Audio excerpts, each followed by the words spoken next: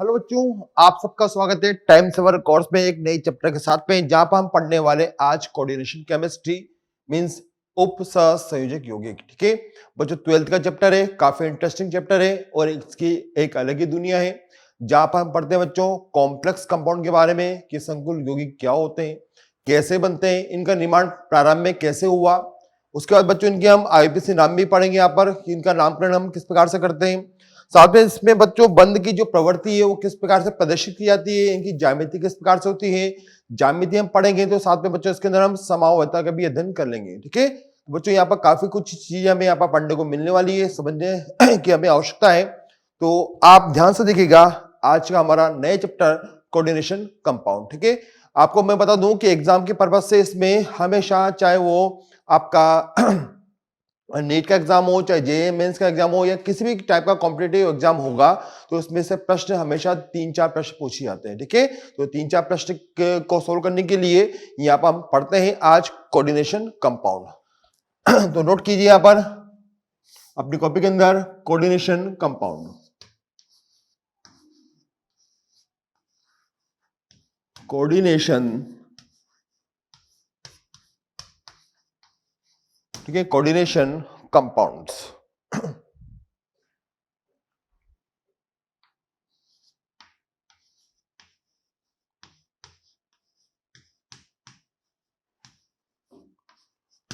और coordination compound को हम हिंदी में क्या बोलेंगे बच्चों?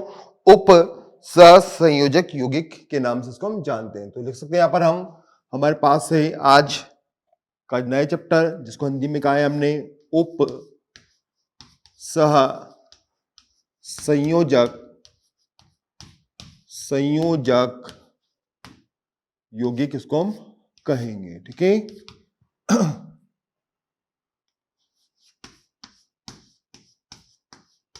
यौगिक इसको हम कहते हैं। तो आइए हम प्रारंभ करें कोऑर्डिनेशन कंपाउंड की दुनिया को। और इस दुनिया के जो जनक हैं, जिन्होंने इस चैप्टर का निर्माण किया, जिन्होंने इस प्रकार के यौगिक पर काफी सारा अध्ययन किया है, वो है बच्चों वर्नर। ठीक है, वर्नर को बच्चों इस कोऑर्डिनेशन कंपाउंड का फादर भी कहा जाता है, मतलब इस चैप्टर के जो पिता है वो कौन है? वो वर्नर है। तो याद रखेंगे कि इस चैप्टर को बनाने वाले, इस चैप्टर का खोज करने वाले कौन थे बच्चों? यहाँ पर वर्नर थे। तो लिख सकते हैं यहाँ पर हम पहला point, father of coordination chemistry. Father of coordination chemistry.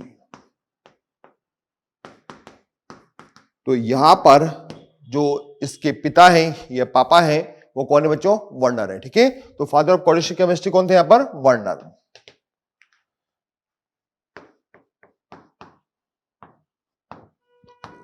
बच्चों जब हम इस चैप्टर को प्रारंभ करते हैं तो हमें एक बार अध्ययन करना चाहिए कि कोऑर्डिनेशन कंपाउंड होते क्या है, उप सहसंयोजक यौगिक होते क्या है। बच्चों यहां पर हम देखते हैं कि यहां पर हमें दो प्रकार के स्पीशीज की प्रजातियों की आवश्यकता होती है। एक प्रजाति होना चाहिए धातु आयन और दूसरी होनी चाहिए बच्चों वहां पर लिगेंड्स। ठीक है, हमने क्या बोला? एक धातु आयन होना चाहिए, एक लिगेंड्स होना चाहिए। तो देखिए यहां पर हमारे पास में इस प्रकार की यौगिक बनाने के लिए हमें आवश्यकता है एक धातु आयन की। ये धातु आयन हमने लिया, इस पर आवेश कुछ भी हो सकता है। ठीक है, ये सामने होना चाहिए बच्चों लिगेंड्स। अब लिगेंड्स क्या होते हैं बच्चों? ऐसी प्रजाति जिस पर आवेश का मान 0 हो सकता है, माइनस भी हो सकता है या प्लस हो सकता है, कुछ भी हो सकता है, लेकिन इसके पास कम से कम एक लोन पेयर हमेशा होना चाहिए। कम से कम एक लोन पेयर तो इसके पास हमेशा होना चाहिए और उसके सामने होना चाहिए बच्चों कौन? धातु आयन इसके सामने हमें दिखाई देना चाहिए। अब होता क्या बच्चों? यदि ये धातु आयन आकार में छोटा है, कैसा है बच्चों? आकार में छोटा है। तो देखिए कंडीशन क्या है कि जो धातु आयन हमने लिया है इसका आकार कैसा होना चाहिए? इसका आकार होना चाहिए बच्चों छोटा, आकार होना चाहिए इसका छोटा, आकार छोटा होना चाहिए। यदि आकार छोटा होगा तो हम जानते हैं स्वतः ही इस आयन का जो प्रभावी नाभिकीय आवेश है, जिसे हम जेड इफेक्ट बोलते हैं, वो अधिक होगा। इसी इसका मीनिंग क्या हुआ कि आकार छोटा है तो यहाँ पर जेड इफेक्ट क्या हुआ बच्चों? अधिक हो जाता है। तो यहाँ पर जेड इफेक्ट क्या होना चाहिए? वो होना चाहिए इसका अधिक। चलिए दोनों कंडीशन के साथ साथ में एक कंडीशन और मुख्य यहां पर है कि हमारे पास में जो धातु आयन है इसका आकार छोटा भी है, जेड इफेक्ट भी है, लेकिन इसके पास में रिक्त कक्षक भी होना चाहिए। रिक्त कक्षक नहीं है तो ये दोनों गुण इसके बेकार हो जाएंगे, ये इस प्रकार की यौगिक का निर्माण नहीं कर पाएगा। तो हम देख सकते हैं बच्चों यहां पर कि जेड इफेक्ट अधिक है। साथ ही हम बात करें यहां पर कि इसके अंदर क्या होना चाहिए, रिक्त कक्षक होना चाहिए, रिक्त कक्षक होना चाहिए, होना अनिवार्य है। तो बच्चों यदि हमारे पास जो धातु आयन है, यदि इसमें इस 3 टाइप की क्वालिटी है, तो सामने यदि इसके कोई लिगेंड्स आता है तो वो इसके लोन पेयर को अपनी तरफ आकर्षित करेगा। ठीक है, लोन पेयर को अपनी तरफ क्या करेगा बच्चों, आकर्षित करेगा। और यहां पर हम देखते हैं कि यदि दोनों के बीच में आकर्षण हुआ तो फाइनली क्या होगा बच्चों, यहां पर फाइनली यहां पर देखते हैं कि हमारा जो धातु आयन है जिस पर आवेश हमने प्लस एक्स लिखा है, एक्स की वैल्यू 1 2 3 4 कितनी भी हो सकती है यहां पर, तो ये क्या करेगा बच्चों, इस लिगेंड से लोन पेयर को गेन करने की कोशिश करेगा और लिगेंड्स और धातु आयन के मध्य यहां पर क्या होगा बच्चों, असमान रूप से साझा होगा लोन पेयर का। और यहां पर हो सकता है लिगेंड की संख्या 1 हो, 2 हो, 3 हो, या हम इसको लिख सकते हैं n हो। और इस प्रकार से फाइनली क्या होगा, दोनों के मध्य एक बंध बनता है, जिस बंध को बोलते हैं क्या बच्चों, इस बंध को बोलते हैं हम उप सह संयोजक बंध कहते हैं। तो क्या बना यहां पर, उप सह संयोजक बंध बन गया है। और इस बंध के बनने के पश्चात, इस बंध के बनने के पश्चात जो प्राप्त यौगिक होगा उसे बोलेंगे बच्चों क्या, हम उसे बोलेंगे हम उप सह संयोजक यौगिक कहेंगे, उप सह संयोजक यौगिक के नाम से जानेंगे। ओके,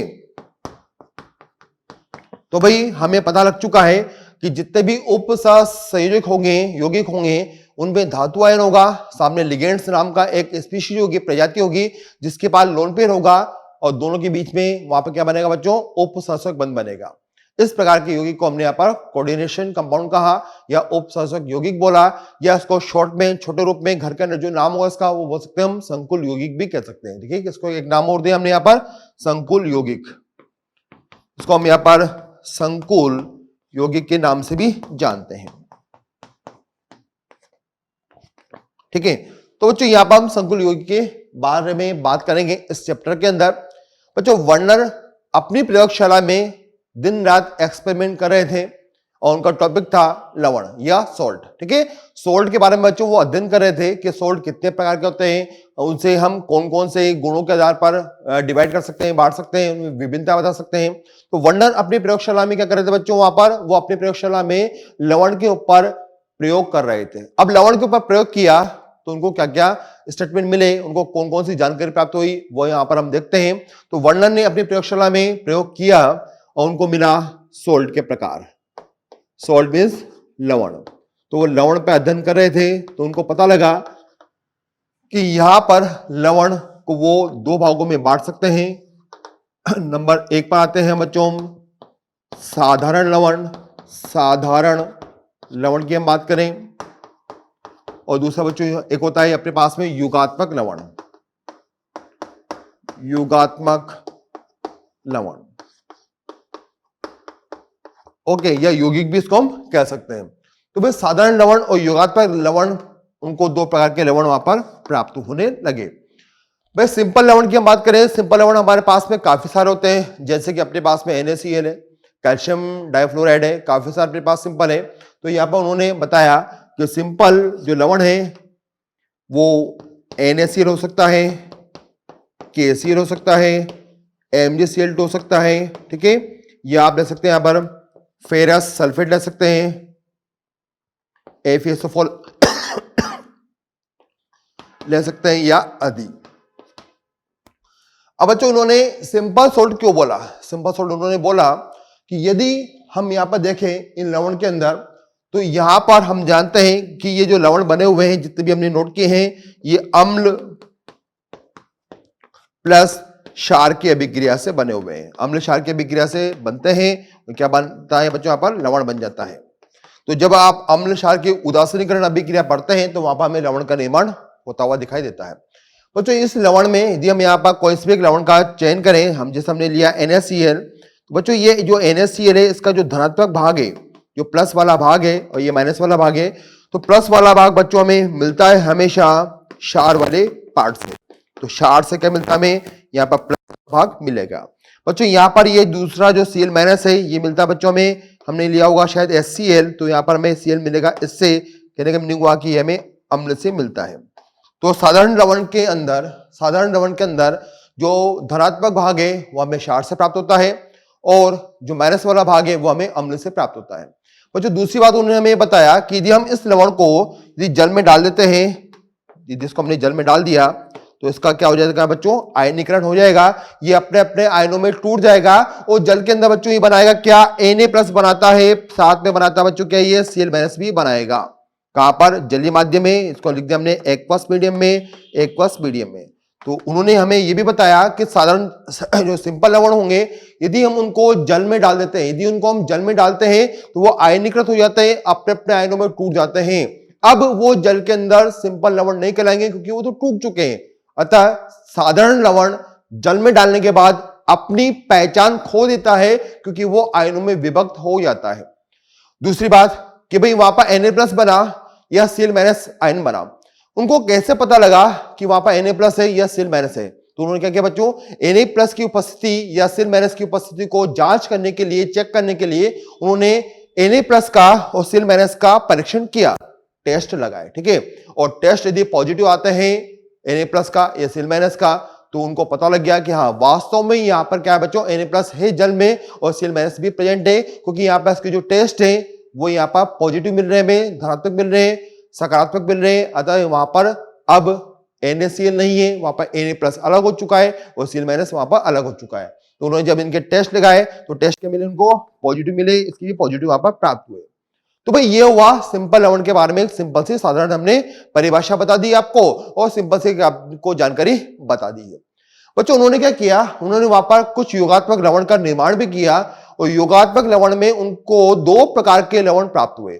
योगात्मक का मीनिंग क्या हुआ कि जब मैं 2 या 2 से अधिक सिंपल लवण को मिलाता हूं किसी भी विधि के द्वारा, तो वहां पर क्या होता है बच्चों, वहां पर बनते हैं योगात्मक लवण बनते हैं। मतलब यहां पर मुझे 2 से अधिक लवण को परस्पर जोड़ना होगा, ओके, तो उसे क्या बोलेंगे हम, योगात्मक लवण कहेंगे।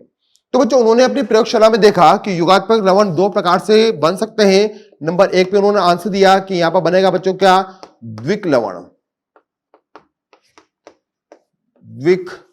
लवण बनता है। और उन्हें एक आंसर वो दिया कि यहां पर एक बनेगा कौन सा बच्चों, संकुल लवण भी बनेगा, संकुल लवण भी बनेगा। तो यहां पर उन्होंने देखा कि योगात्मक लवण, द्विक लवण और कौन सा होता है बच्चों, संकुल लवण होता है। तो इनकी कहानी भी काफी इंटरेस्टिंग है। आइए देखते हैं कि उनको इनके बारे में कैसे पता लगा कि द्विक लवण कौन सा है और संकुल लवण कौन सा है। तो यहां पर सोल्ट के प्रकार को हमने अध्ययन किया। अब हम देखते हैं योगात्मक लवण के अंदर कि द्विक लवण क्या होते हैं। तो हमने ये नोट किया, जल्दी से इसको नोट कीजिएगा।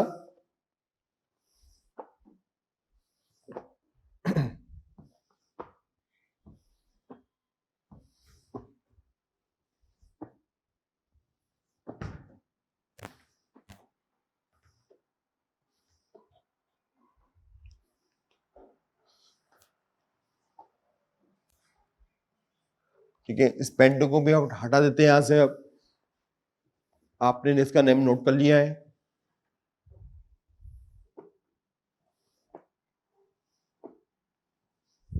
ओके, तो अब हम आगे बढ़ते हैं बच्चों यहां पर योगात्मक लवण के अंदर, जहां पर हम सबसे पहले देखते हैं डबल सोल्ट या द्विक लवण के बारे में जानकारी लेते हैं। ओके, तो यहां पर वर्णन ने अपने प्रयोगशाला में क्या क्या किया देखते हैं। यहां पर हम नोट किया, यहां पर योगात्मक लवण के अंदर नंबर ए पर DOUBLE डबल सॉल्ट, इसको हमने यहां पर द्विक लवण के नाम से जाना। बच्चों नाम से पता लग रहा है द्वि मतलब 2, मुझे यहां पर सिंपल सॉल्ट को लेना है। तो उन्होंने क्या किया, उन्होंने एक प्याले ली या फ्लास्क लिया, जो भी उनके पास उपकरण था वहां पर प्रयोगशाला में। उन्होंने क्या किया बच्चों, वहां पर उन्होंने 2 सिंपल सॉल्ट को मिक्स किया। मान लेते हैं ये एक प्याली हमारे पास में है, जो भी आप इसको घर पे बोलते हो, कटोरी, प्याला, जो भी है, और हमने यहां पर डाल दिए हैं सिंपल सॉल्ट, माना कि KCl है, या फिर हमने एक और डाल दिया इसके अंदर MgCl2। तो यहां पर आपको दो सिंपल लवण लेना है, दोनों का जब आप इसमें मिक्स करते हैं तो यहां पर ये मिक्स हो जाएगा, और मिक्स होके क्या बनेगा बच्चों, मिक्स होके अभी कुछ भी नहीं बनेगा, मिक्स होके बनेगा ये मिक्सचर बनेगा, क्योंकि दोनों यहां पर हमने डाल दिए हैं। तो ये भी ये मिक्सचर है। अब इस मिक्सचर के अंदर हम क्या करते हैं बच्चों, पानी डालते हैं। ठीक है, क्या डालते हैं इसके अंदर, हम पानी डाल देते हैं। उन्होंने इसके अंदर जल डाला, तो हमने यहां पर जल डाल दिया ऊपर से, तो यहां से जल आया। ठीक है, तो हमने यहां पर जल भी मिक्स कर दिया है, और जल को मिक्स करके उन्होंने इसको गर्म कर दिया, गर्म कर दिया। और गर्म करने के बाद उन्होंने देखा कि यहां पर इस प्याली के अंदर, इस कटोरी के अंदर यहां पर एक नए लवण का निर्माण हुआ। और वो लवण किस प्रकार से था, वहां पर था अब KCl.MgCl2, और साथ में कुछ जल के लवण भी वहां पर उनको दिखाई दिए। तो उन्होंने क्या किया, दो सिंपल सॉल्ट को जल योजित करके, वहां पर उन्होंने क्या किया बच्चों, जल योजित करके डबल सॉल्ट का निर्माण किया। तो याद रखेंगे, डबल सॉल्ट में हमेशा दो सिंपल सॉल्ट आपको मिलेंगे, साथ में जल का अणु भी आपको वहां पर मिलेगा। जल का अणु नहीं मिला तो कहने का मीनिंग क्या हुआ कि वो डबल सॉल्ट नहीं है, वो तो मिक्सचर है, वो तो मिश्रण बना हुआ है दो सिंपल सॉल्ट का। तो आपको हमेशा जल भी देखना होगा। तो बच्चों उन्होंने अपनी प्रयोगशाला में इस प्रकार से डबल सॉल्ट का निर्माण किया। तो यहां पर हम बोल सकते हैं कि जैसे हमने पहला बनाया, यहां पर फर्स्ट नंबर पर आते हैं, इसको बोला उन्होंने KCl.MgCl2.6H2O। इसको उन्होंने एक विशेष नाम भी दिया, इसका नाम बोला बच्चों उन्होंने कार्नेलाइट। क्या बोला उसको नाम, बोला इसके उन्होंने कार्नेलाइट।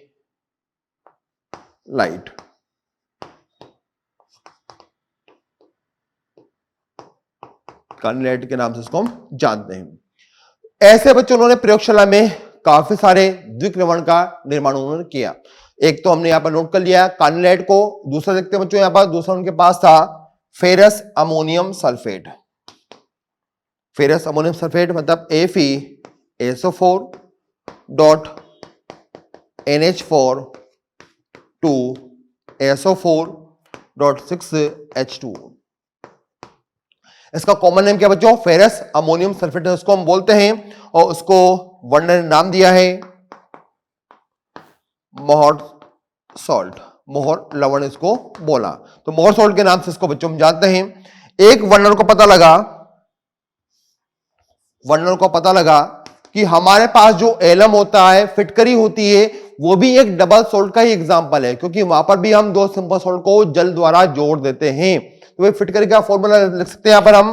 फिटकरी का फॉर्मूला होता है K2SO4.Al2SO4 thrice 24H2O। फिटकरी का नाम क्या बच्चों, पोटाश एलम इसको हम कहते हैं, पोटाश एलम के नाम से इसको हम जानते हैं। तो यहां पर बच्चों उन्होंने इस प्रकार से काफी सारे द्विक लवण का निर्माण अपने प्रयोगशाला में कर लिया। आगे वो क्या बोलते हैं सुनिए। यहां पर उन्होंने कहा कि द्विक लवण में हमेशा दो सिंपल सॉल्ट होंगे, दो साधारण लवण होंगे, जिनको हम जल के अणु के द्वारा परस्पर जोड़ देते हैं। हमने सबके अंदर जल नोट किया है यहां पर। ठीक है, अब बच्चों हम आगे बात करें। यहां पर जब वो वर्नर, वो कौन मतलब वर्नर जब इनको जल में डालते हैं, तो उन्होंने क्या किया, इनको जल में डाल दिया। भाई जल में डालेंगे तो ये जो लवण है जल में घुलने लगेंगे, और जल में घुलेंगे तो ये अपने अपने आयनों में वापस से वियोजित होने लगेंगे। कौन कौन सा आयन बनेंगे, यदि हमने कार्नेलाइट को जल में डाल दिया तो कौन कौन सा आयन बनेगा बच्चों, यहां पर यहां बनता है K+ and Mg+2 and 3Cl-। ये आयन बने कहां पर, एक्वस मीडियम में, जलीय माध्यम में। अब हमें ये दिखाई दे रहे हैं। तो उन्होंने कहा कि डबल सॉल्ट भी सिंपल सॉल्ट की तरह जल में आसानी से आयनीकृत हो जाते हैं और अपने अपने आयनों में टूट जाते हैं, जिससे वो बनते हैं। ठीक है, अपने अपने आयनों में टूट चुके हैं, हमें कैसे पता लगेगा कि वहां पर K+ है जल के अंदर, या Mg+2 है, या फिर वहां Cl- है। तो उन्होंने इसके लिए भी क्या किया बच्चों, तीनों प्रकार के आयनों का परीक्षण किया, टेस्ट लगाए, और टेस्ट लगाएंगे तो उनको वहां पर धनात्मक टेस्ट प्राप्त हुए। जब उन्होंने K+ का टेस्ट लगाया तो पॉजिटिव, इसका टेस्ट लगाया तो पॉजिटिव, उसका टेस्ट लगाया तो पॉजिटिव उनको प्राप्त हुआ। तो समझ गए कि सारे के सारे वहां पर आयन में टूट चुके हैं। अब पानी के अंदर डबल सॉल्ट नहीं है, डबल सॉल्ट के आयन है। ओके, तो फाइनल बच्चों परिभाषा बन चुकी है डबल सॉल्ट की, कि डबल सॉल्ट दो सिंपल सॉल्ट से मिलकर बनते हैं, जहां पर में जल योजित जल के अणु भी दिखाई देते हैं, और यदि इनको हम जल में डालते हैं तो इनका आयनीकरण हो जाता है, ये अपना आयन में टूट जाते हैं, और जल में जाने के बाद बच्चों ये डबल सॉल्ट है, ये बाहर डबल थे, अंदर तो ये आयन है, अतः ये जल में जाने के बाद अपनी पहचान को खो देते हैं और जल में ये अपने आयनों में टूट जाते हैं, और प्रत्येक आयन अपना अपना व्यक्तिगत परीक्षण यहाँ पर देता हुआ हमें दिखता है। ये हुआ बच्चों डबल सॉल्ट की परिभाषा। ठीक है, आइए अब हम बात करें यहाँ पर बच्चों नेक्स्ट पेपर, यदि मैं मोर सॉल्ट को भी पानी में डाल देता हूं तो ये भी क्या होगा बच्चों, आयनों में विभक्त हो जाएगा। तो कौन कौन से आयन बनेंगे, Fe+2 बनेगा, प्लस अमोनियम आयन बनेंगे, कितने बने भाई 2, और सल्फेट कितने बनेंगे 1 और 2 बन जाएंगे। ठीक है, 2 क्या बनेंगे यहाँ पर सल्फेट आयन बन जाएंगे। नेक्स्ट, यदि हम यहाँ पर एलम को डालते हैं जल के अंदर तो क्या बनेगा, K+ आयन बनेंगे कितने 2 बन जाएंगे, एल्यूमिनियम आयन बनेंगे कितने 2, सल्फेट कितने बनेंगे बच्चों, यहाँ पर सल्फेट हमें दिखाई दे रहे हैं 3 और 1 4, 4 यहाँ पर सल्फेट बन जाते हैं। ओके, तो यहां पर हम फाइनली देख सकते हैं कि डबल सॉल्ट अपने अपने आयनों में टूट रहा है। तो यदि हमें परिभाषा नोट करनी है तो हम लिख सकते हैं डबल सॉल्ट, परिभाषा क्या बनेगी बच्चों, यहां पर दो या है ना, दो ही है ना, दो अधिक तो नहीं लेते नहीं है, यहां पर हम दो साधारण लवण जब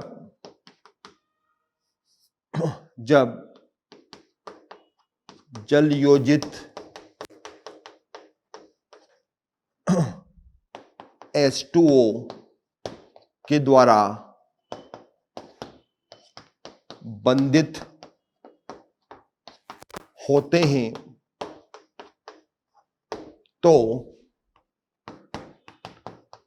डबल सॉल्ट द्विक्लवण बनता है। ओके, द्विक्लवण यहां पर बन जाएगा। दूसरी बात हम कर सकते हैं, डबल सॉल्ट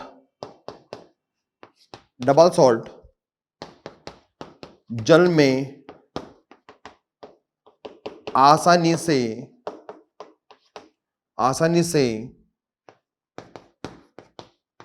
अपने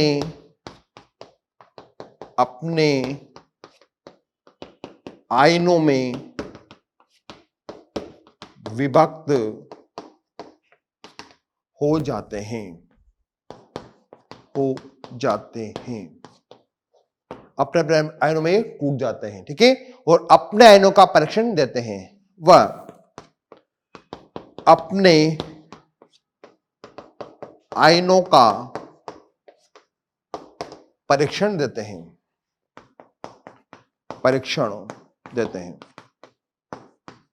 तो भाई वर्णन ने इस प्रकार से अपने प्रयोगशाला में डबल सॉल्ट को भी बनाना सीख लिया था और उसके प्रॉपर्टी के बारे में भी अध्ययन कर लिया था। अब नंबर आता है बच्चों संकुल लवण का या कॉम्प्लेक्स लवण का।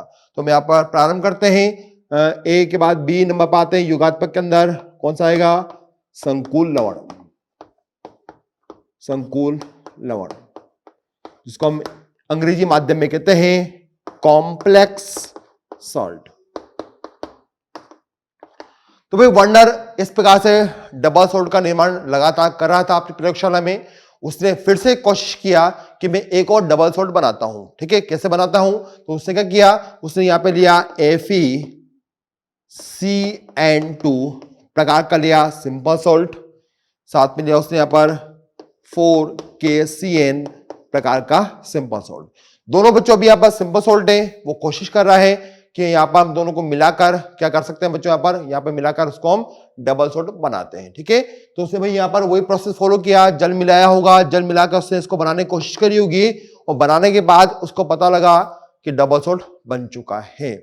कैसा बनेगा भाई, यहाँ पर हम बना सकते हैं इसको कुछ इस प्रकार से कि यहाँ पर उन्होंने जल मिला के गर्म किया होगा, गर्म करने के बाद में उसको मिला होगा यहाँ पर 4KCN डॉट FeCN2 और कुछ जल होगा, जितना भी होगा वो हमने नोट कर लिया है ना। तो यहाँ पर उसने इस प्रकार से दोनों का यहाँ पर योगात्मक यौगिक बनाने की कोशिश करी। अब बन तो गया है, बनने के बाद उसका नेचर क्या है वनर का, कि जो भी बनता है उसको पानी में डालकर जरूर चेक करता है कि पानी में ये टूटेगा नहीं टूटेगा। तो इसने जब क्या किया बच्चों, इसको जल में डाला, इसको जब उसने जल में डाल दिया तो यहां पर ये जो संकुल है या लवण है इसको टूटना चाहिए किसमें, K+ आयन के अंदर, Cn- आयन के अंदर, साथ में Fe+2 आयन के अंदर टूट जाना चाहिए। ठीक है, अब ये टूट तो गए पानी के अंदर, सब कुछ यहाँ पर क्या हो चुके हैं, अलग अलग हो चुके हैं, सारे आयन अलग अलग हो चुके हैं। अब सवाल आता है कि यदि मैं K+ का यहाँ पर परीक्षण लगाता हूं, टेस्ट लेता हूं कि भाई आयन है नहीं है, तो K+ के जितने भी परीक्षण होंगे वो सब मुझे पॉजिटिव मिलेंगे, सकारात्मक मिलेंगे। तब मैं बोल सकता हूं कि यहाँ पर K+ के सभी टेस्ट क्या बच्चों पॉजिटिव है, अतः जल में K+ आयन उपस्थित है। नेक्स्ट, अब उसने प्रारंभ किया Fe+2 आयन का टेस्ट लगाना, Fe+2 आयन का परीक्षण किया तो वो आश्चर्यित हो गया, अचंभित हो चुका है कि पानी के अंदर उसको Fe+2 आयन नहीं मिल रहा। बहुत दिन रात कोशिश करी, लगातार कोशिश करी, लेकिन अभी भी उसको Fe+2 का एक भी टेस्ट सकारात्मक नहीं मिला। तो दिमाग में क्या हुआ बच्चों, कुछ टेंशन आने लगी कि भाई Fe+2 आयन किधर गया। चलो छोड़िए Fe+2 आयन को, अब हम टेस्ट लगाते हैं किसका बच्चों, Cn- का टेस्ट लगा के देखते हैं। जब वंडर ने Cn- का टेस्ट लगा के देखा तो उसको फिर से टेंशन हो गई कि भाई अब यहां पर Cn- भी अपना परीक्षण नहीं दे रहा है, सिर्फ पोटेशियम भी अपना परीक्षण दे रहा है, Fe+2 आयन कहां गया, Cn- आयन कहां गया। तो यहां पर उसको काफी टेंशन हुई। उसने कहा कि इस बार कुछ लफड़ा है, कुछ यहां पर लोचा है यहां पर। तो उसने कहा कि यहां पर मुझे इसका टेस्ट नहीं मिला है, इसका टेस्ट भी यहां पर हमें नहीं मिला है, तो यहां पर ये आयन कहां गए।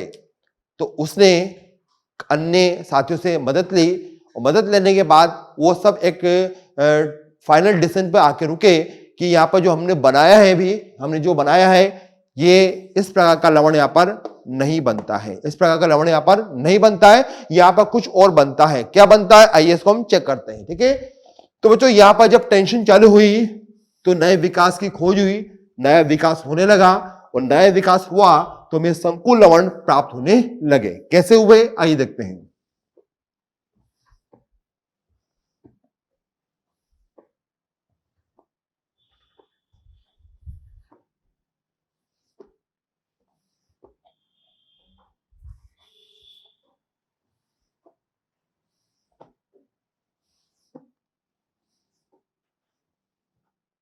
ओके, तो यहां पर जितने भी साइंटिस्ट थे, वर्नर के फ्रेंड थे, उन्होंने फिर से इस पर एक्सपेरिमेंट किया और कहा कि जब हम यहां पर 4KCN प्लस FeCN2 प्रकार के लवणों को परस्पर जोड़ते हैं तो यहां पर एक नया यौगिक बनता है जिसका फॉर्मूला होता है बच्चों क्या, K4FeCN6।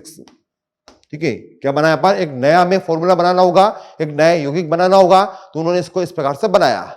बच्चों ये भी क्या है, ये भी यहां पर एक आयनिक यौगिक है। यदि हम बात करें यहाँ पर तो पोटेशियम पे +1 है, 4 पोटेशियम है तो 4 प्लस हमें मिलेंगे, 1 2 3 4 इस प्रकार 4 प्लस, और यदि 4 प्लस है तो इस बाकी भाग में 4 माइनस हमें दिखाई देगा। अब जो बना है उसको उन्होंने फिर से पानी में डाल दिया। जब उसको हम पानी में डालते हैं तो यहां पर हमें वापस से ये आयनीकृत होता हुआ दिखाई देगा और हमें पता लगा कि पानी में K+ आयन 4 मिलेंगे प्लस FeCN6 4-। यहां पर हमें दो प्रकार के बच्चों आयन दिखाई दिए पानी के अंदर। कहां पर, एक्वस मीडियम मतलब जल के अंदर, एक्वस मीडियम मतलब जल के अंदर। तो साइंटिस्ट ने कहा कि भाई यहां पर Fe और Cn जो आयन है वो परस्पर जुड़े रहते हैं, संयोजित रहते हैं, ये कभी भी पानी में अलग नहीं होते हैं। कैसे पता किया, जब हम यहाँ पर Fe+2 का और Cn- का परीक्षण लगा रहे थे, टेस्ट लगा रहे थे, तो हमें वहां पर सभी नेगेटिव प्राप्त हो रहे थे। लेकिन वैज्ञानिकों ने जब इस पूरे आयन का टेस्ट लगाया तो उनको ये टेस्ट पॉजिटिव मिला, टेस्ट सफल हुआ। अतः उन्होंने कहा कि यहाँ पर जो आयन है वो FeCN6 4- आयन है, उसका हम टेस्ट लगाते हैं तो वो पॉजिटिव में मिलता है, सकारात्मक मिलता है। अतः पानी में Fe और Cn कभी भी अलग नहीं होते हैं। पोटेशियम का टेस्ट तो हमें पहले भी मिला था और अभी भी यहाँ पर मिलता है। ठीक है, तो यहां पर जब वो इस निर्णय पे पहुंचे कि Fe+2 और Cn- जितने भी थे वो यहाँ पर पानी में सेपरेट नहीं हो पाते हैं, वो एक यौगिक का निर्माण करते हैं, इसको उन्होंने संकुल यौगिक बोला।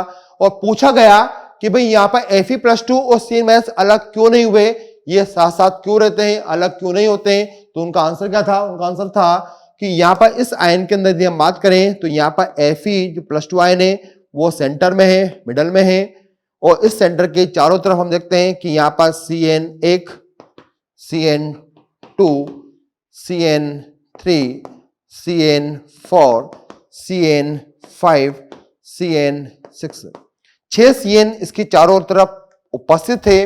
और इन Cn- के पास में, सबके पास माइनस है, और इनके पास में जो कार्बन है उसके पास लोन पेयर होता है, और ये कार्बन अपने लोन पेयर को दान देता है किसको? आयरन को। तो यहां से इलेक्ट्रॉन गया इसके पास, इलेक्ट्रॉन गए इसके पास में, इलेक्ट्रॉन गए इसके पास में, इलेक्ट्रॉन गए इसके पास में, इलेक्ट्रॉन गए इसके पास में, और इलेक्ट्रॉन गए इसके पास में।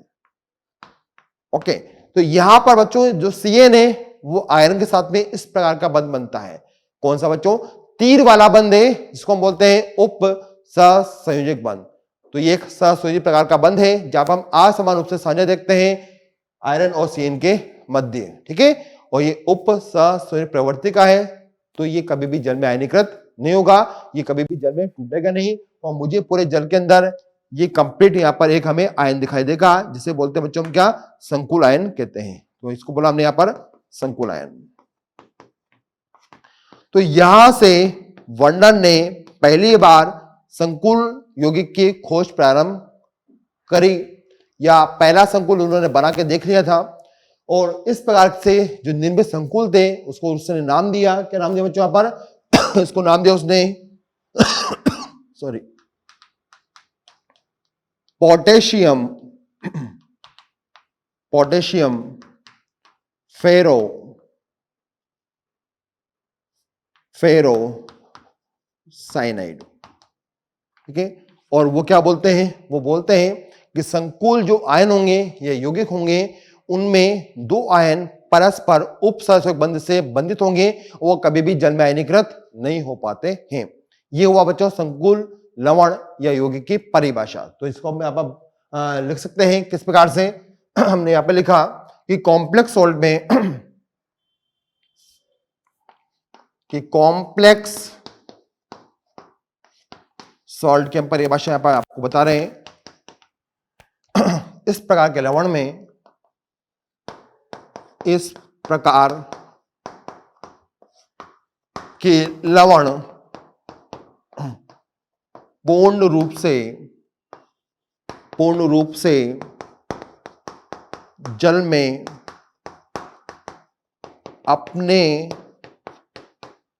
अपने आयनों में विभक्त नहीं होते हैं, विभक्त नहीं होते हैं। ओके, अपने अपने आयनों में यहां पर विभक्त कभी भी नहीं हो पाएंगे। यहां कुछ धनायन व ऋणायन, कुछ धनायन और ऋणायन परस्पर उप सह संयोजक बंध से बंधित रहते हैं,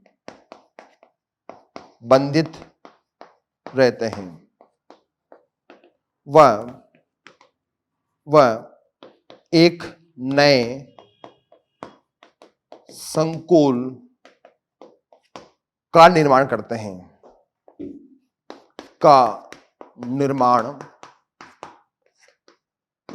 करते हैं। ठीक है, एक नए संकुल का निर्माण करते हैं जो संयुक्त रूप से अपना परीक्षण मतलब टेस्ट देता है। ओके, तो यहां पर आपने देखा कि यह संयुक्त रूप से अपना परीक्षण देगा, कभी भी यहां पर आयरन और CN अलग नहीं हो पाते हैं।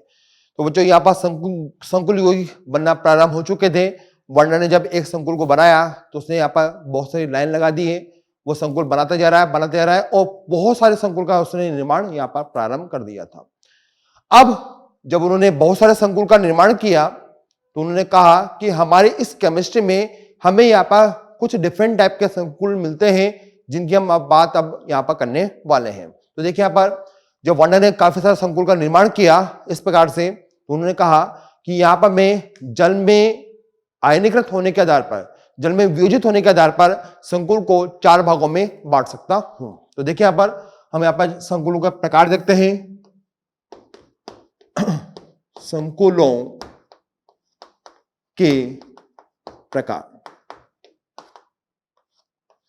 संकुलों के प्रकार में नंबर 1 पर आते हैं जल में आयनीकृत होने के आधार पर,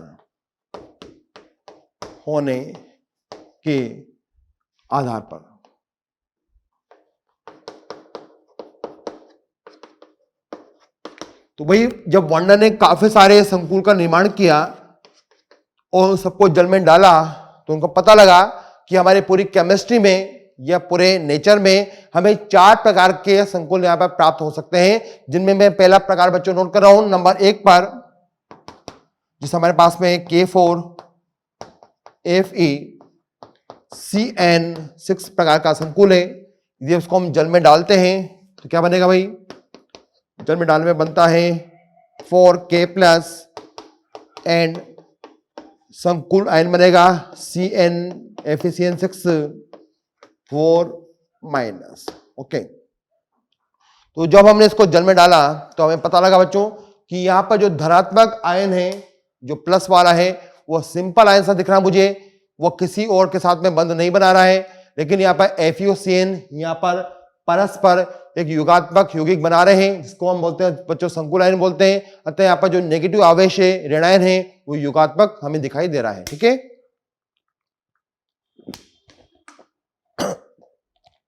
तो हमने नोट किया कि यहाँ पर क्या है, ये अपने पास में साधारण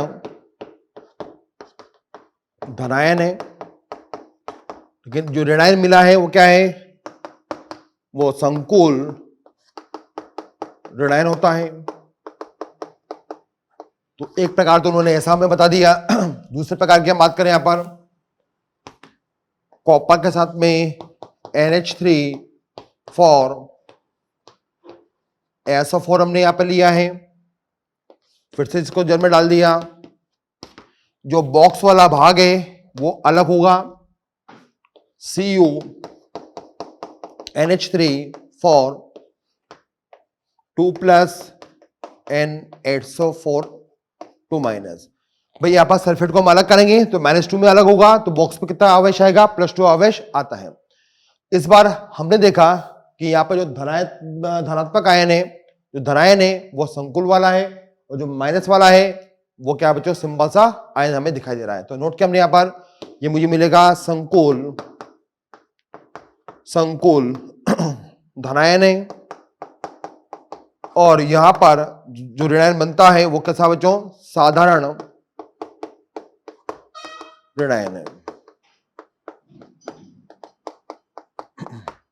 ओके, नेक्स्ट 2 प्रकार उन्होंने हमें बता दिए हैं। तीसरे प्रकार उन्होंने हमें कुछ इस प्रकार से बताया कि यहां पर आपने लिया है प्लेटिनम NH3 प्लेटिनम Cl4।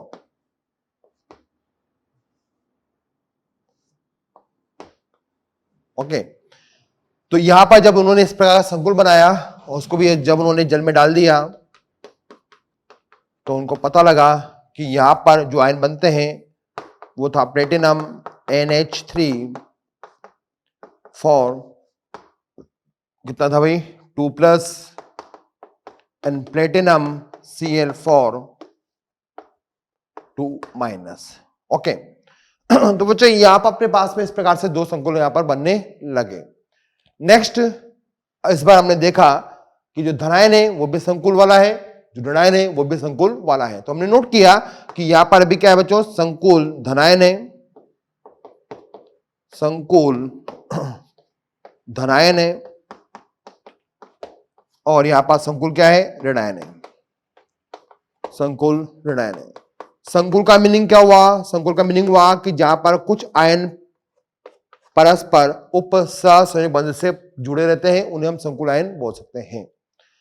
तो ये तीसरे प्रकार उन्होंने हमें बता दिया बच्चों। यहां पर हम आते हैं फोर्थ नंबर के प्रकार पर। उन्होंने एक संकुल और बनाया जैसे कि NiCO4, NiCO4 यहां पर हमने नोट किया। और जब मैं इस संकुल को पानी में डालता हूं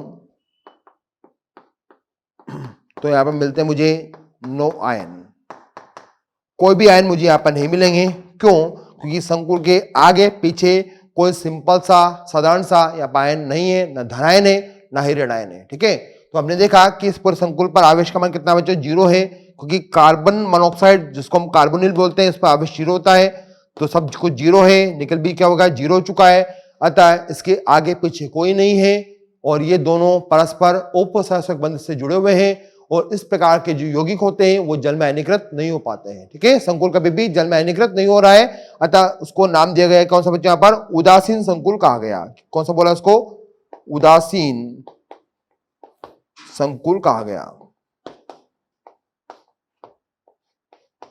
तो यहां पर हमने बच्चों जल में आयनीकृत होने के आधार पर 4 भागों में इसको बांट दिया है, 1 2 3 4। जहां पर हम देखते हैं पहली बार में हमें संकुल ऋणायन मिला, दूसरी बार में हमें संकुल धनायन मिला, तीसरी बार में हमें दोनों संकुल मिले, संकुल धनायन संकुल ऋणायन, और लास्ट में हमने देखा कि संकुल तो है लेकिन इस पर कोई आवेश नहीं है, अतः वो जल में घुलेगा नहीं, इसलिए उसको हमने उदासीन संकुल बोल दिया। तो बच्चों हमने यह पर देखा संकुल के प्रकार, जिसमें हमने पहला प्रकार पढ़ा है जल में घोलने के आधार पर, जल में आयनीकृत होने के आधार पर। दूसरा प्रकार वर्णन में बताया कि यहां पर जो संकुल आप बना रहे हैं, चाहे वो धनायन हो, चाहे वो ऋणायन हो, चाहे वो उदासीन हो, ठीक है, वहां पर आपको दिख रहा होगा बच्चों लिगेंड्स कितने प्रकार के हैं। तो लिगेंड्स के प्रकार के आधार पर भी उन्होंने हमें संकुल को 2 भागों में बांटकर प्रदर्शित किया। तो आइए देखते हैं दूसरा प्रकार लिगेंड्स की प्रकार के आधार पर।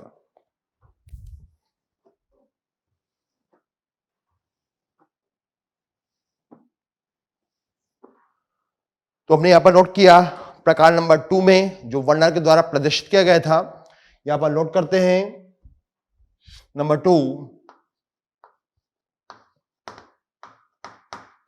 लिगेंड्स के प्रकार के आधार पर,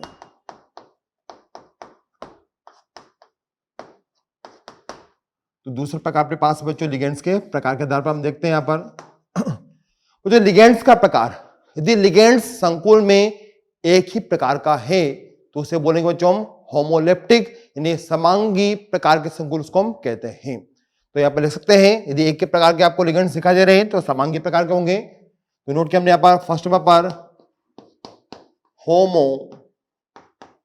होमोलेप्टिक कॉम्प्लेक्स कंपाउंड, ओके, और हिंदी में इसको बोलेंगे समांगी संकुल, समांगी संकुल।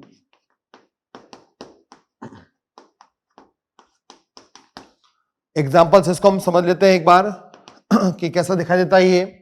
तो आज आपने एक संकुल का निर्माण किया है, जैसे हमने बनाया है कोई भी संकुल FeCN6 फॉर माइनस या CuNH3 फॉर 2+ या फिर NiCO4। ओके भाई, यहां पर 3 संकुल हमें दिखाई दे रहे हैं। यहां पर हम बात करें तो यहां पर लिगेंड्स कौन से हैं? ओनली CN है, यहां पर अमोनिया है, यहां पर कार्बन मोनोऑक्साइड या कार्बोनिल है। तो भाई लिगेंड्स क्या होते हैं? ऐसी प्रजातियां जो लोन पेयर साझा करती है, अपने लोन पेयर से साझा करती है किसके साथ में? धातु आयन के साथ में, या जो लोन पेयर देने की क्षमता रखता हो उसे हम लिगेंड्स बोलते हैं। ओके, तो इन सबके पास लोन पेयर था जिन्होंने धातु आयन के साथ में बंध बनाकर यहां पर संकुल का निर्माण किया है। तो आपने देखा कि यहां पर साइनाइड एक ही प्रकार का लिगेंड है, अमोनिया एक प्रकार का है, वहां पर कार्बोनिल भी एक प्रकार का हमें लिगेंड दिखाई दे रहा है। तो ऐसे संकुल जहां पर हमें लिगेंड्स एक ही प्रकार के दिखाई देते हैं उन्हें क्या बोलेंगे बच्चों? उन्हें हम बोल देंगे होमोलेप्टिक प्रकार के संकुल बोल देंगे। ठीक है, तो हमने नोट किया संकुल में यदि एक ही प्रकार के लिगेंड्स हो। ओके, शॉर्ट पे हमने इसकी परिभाषा नोट कर दी है। दूसरी प्रकार बात है बच्चों, दूसरे प्रकार की हम बात करते हैं यहां पर नंबर 2 पर, हेट्रोलेप्टिक। हेट्रोलेप्टिक कॉम्प्लेक्स, नाम से पता लग चुका होगा आपको कि विषमांगी प्रकार के होते हैं, विषमांगी संकुल। ओके, तो विषमांगी संकुल का मीनिंग क्या हुआ? कैसे संकुल जिनमें एक से अधिक प्रकार के लिगेंड्स आपको मिलेंगे उन्हें क्या बोलेंगे बच्चों? विषमांगी संकुल कह सकते हैं। जिसे मैं एग्जांपल पहले लिख देता हूं। एक बार हमने एग्जांपल लिखा, हमारे पास में है Fe है, CN4 है, इस बार इसमें OH2 भी आ चुका है। ओके, हमने यहां पर नोट किया प्लेटिनम के साथ में अमोनिया भी है, C5H5N पैराडिन भी है, H2O भी है, और क्या लिख सकते हैं यहां पर हमने लिखा है बच्चों एक NO भी है। तो आप देखिए इस प्रकार के संकुल में आपको यहां पर काफी सारे प्रकार के लिगेंड्स दिखाई दे रहे हैं। ठीक है बच्चों, यहां पर हमें काफी सारे प्रकार के लिगेंड दिखाई दिए, अतः मैं बोल सकता हूं कि जो हमारे पास जो संकुल है ये किस प्रकार का है? विषमांगी प्रकार का है। यहां पर हमें एक से अधिक प्रकार के लिगेंड्स दिखाई देते हैं। तो भाई ऐसे संकुल जहां पे हमें एक से अधिक प्रकार के लिगेंड्स दिखाई देंगे तो नोट किया हमने यहां पर परिभाषा में, संकुल जिनमें एक से अधिक प्रकार के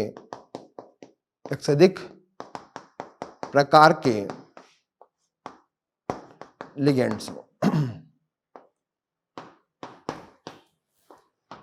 ओके, तो यहां पर हमने लिगेंड्स के प्रकार के आधार पर भी इसको यहां पर 2 भागों में बांट दिया है, होमोलेप्टिक समांगी, हेट्रोलेप्टिक विषमांगी प्रकार के संकुल। लास्ट नंबर का बच्चों हम प्रकार पढ़ते हैं। यहां पर नंबर किस पाते हैं हम? 3rd पे आते हैं, जो भी चल रहा है नंबर 3rd। ठीक है, हाँ नंबर 3rd है। तो बच्चों यहां पर वर्णन में फिर से प्रकार बताया कि यहां पर लिगेंड्स को बच्चों हम 2 भागों में फिर से बांट सकते हैं कि वो किस प्रकार के अभिकर्मक के साथ अवक्षेपण देगा नहीं देगा। तो अवक्षेपण अभिक्रियाओं के आधार पर, ठीक है, तो हमने नोट किया अवक्षेपण निर्माण के आधार पर, निर्माण के आधार पर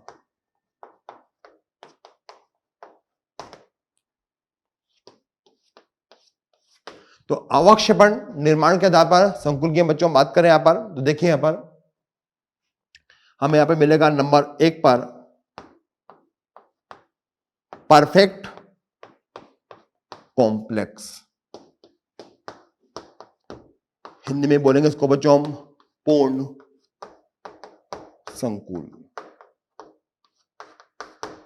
पूर्ण संकुल बच्चों ऐसे संकुल जो अधिक स्थायी होते हैं और किसी भी प्रकार के अभिकर्म के साथ वो अपना अवक्षेपण नहीं देते हैं, उन्हें बोलते हैं हम क्या, पूर्ण संकुल कहते हैं। तो नोट किया हमने यहां पर कि ऐसे संकुल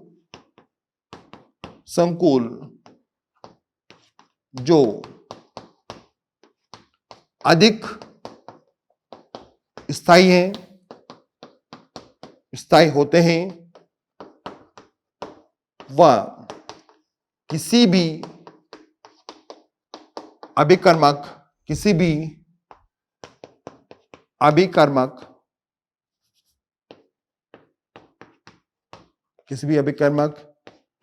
के साथ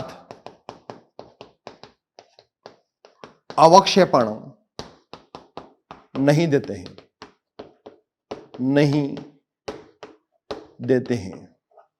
ओके, तो यहां पर ऐसे संकुल की हम बात कर रहे हैं कि बहुत स्थायी है और वो अवक्षेपण कभी भी नहीं देंगे, टूटना नहीं चाहेंगे, स्थायी है। ठीक है, एग्जाम्पल पे हम देख सकते हैं यहां पर कि हमारे पास में है 3KCNA प्लस CuCNA,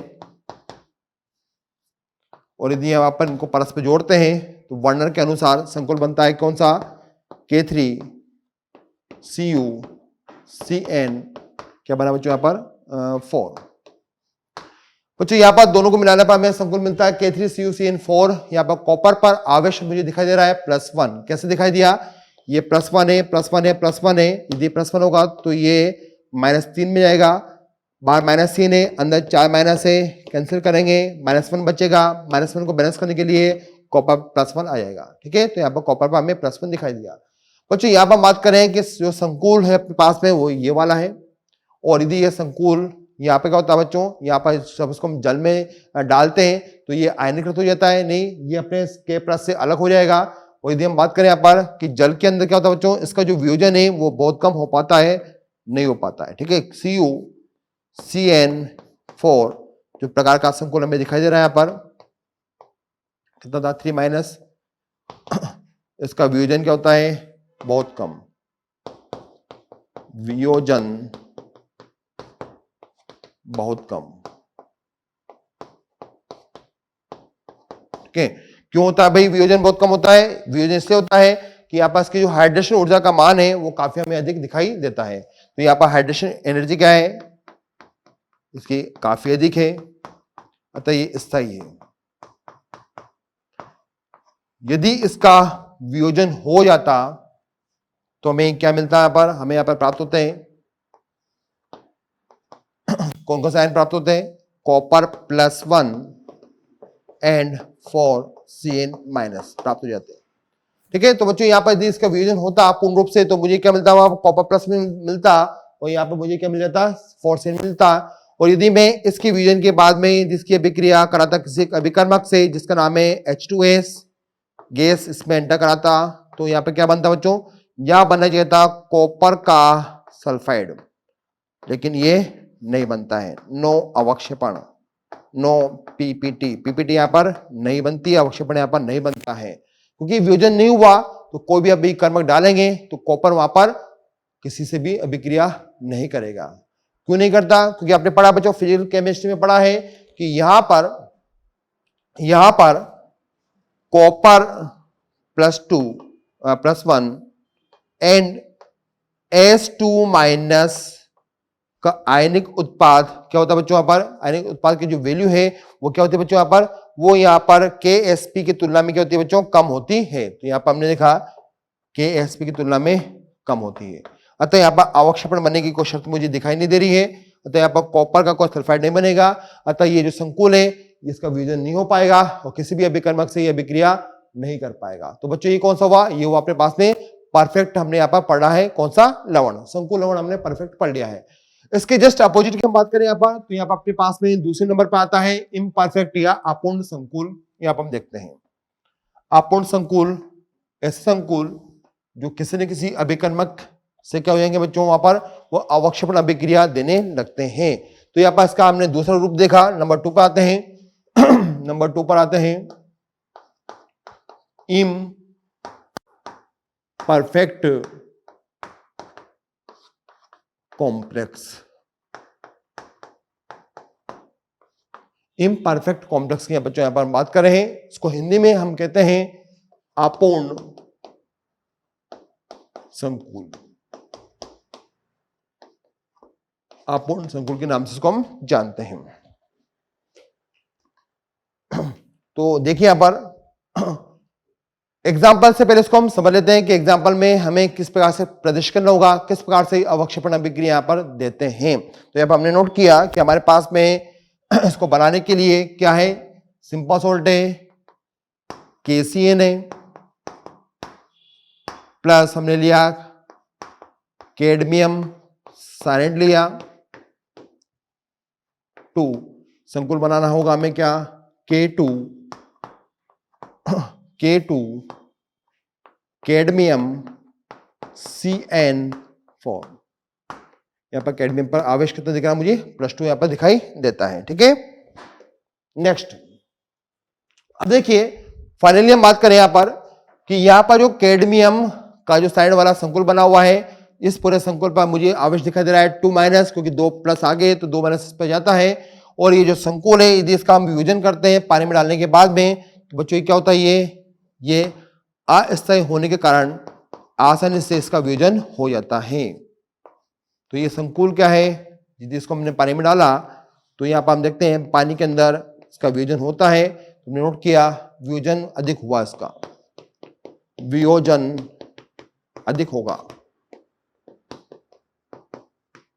और वियोजन अधिक होगा तो ये बनेगा क्या, कैडमियम का बनेगा +2 एंड CN- यहां पर बन जाएगा। और जब इसका वियोजन हो गया तो मैं इस विलयन में यदि एंटर कराता हूं किसको, H2S गैस को, तो यहां पर बच्चों कैडमियम सल्फाइड की अभिक्रिया होती है और कैडमियम सल्फाइड का मुझे मिलता है येलो PPT, मुझे यहां पर मिल जाएगी। कहने का मीनिंग क्या हुआ कि यहां पर यदि हम बात करें तो यहां पर कैडमियम +2 का आयनिक उत्पाद, कैडमियम +2 और सल्फाइड माइनस का आयनिक उत्पाद क्या होता है, अधिक होता है इसके KSP की तुलना में। अतः यहां पर ये आसानी से अवक्षेपण हमें यहां पर दे देता है। ठीक है, क्यों, क्योंकि हम बोल सकते हैं कि यहां पर ये जो संकुल है इसकी जो हाइड्रेशन एनर्जी है वो कम होती है, अतः ये जल से अधिक बंधित नहीं रहेगा, टूटने लगेगा। अतः ये क्या है, अस्थायी है, और अस्थायी वाले वियोजित होने लगेंगे और अपने अपने अवक्षेपण देने लगेंगे। तो हम परिभाषा क्या बना सकते हैं कि भाई ऐसे संकुल जो अधिक स्थायी नहीं होते हैं और जो किसी न किसी अभिकर्मक के साथ में अपना अवक्षेपण बनाने लगते हैं, अवक्षेपण अभिक्रिया देने लगते हैं। तो नोट कर सकते हैं यहां पर हम संकुल जो अस्थायी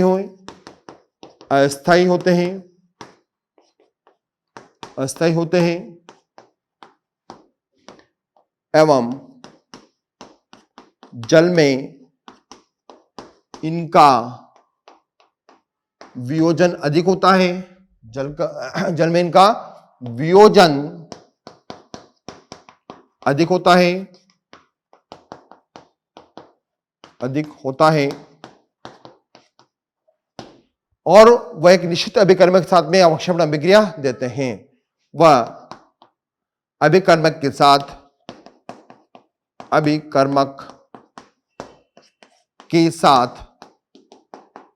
अवक्षेपण बनाते हैं।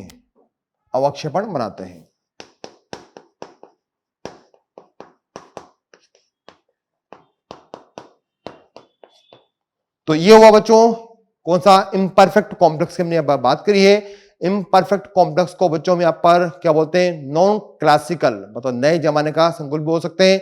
जो परफेक्ट था उसको हम क्लासिकल संकुल के नाम से भी जानते हैं।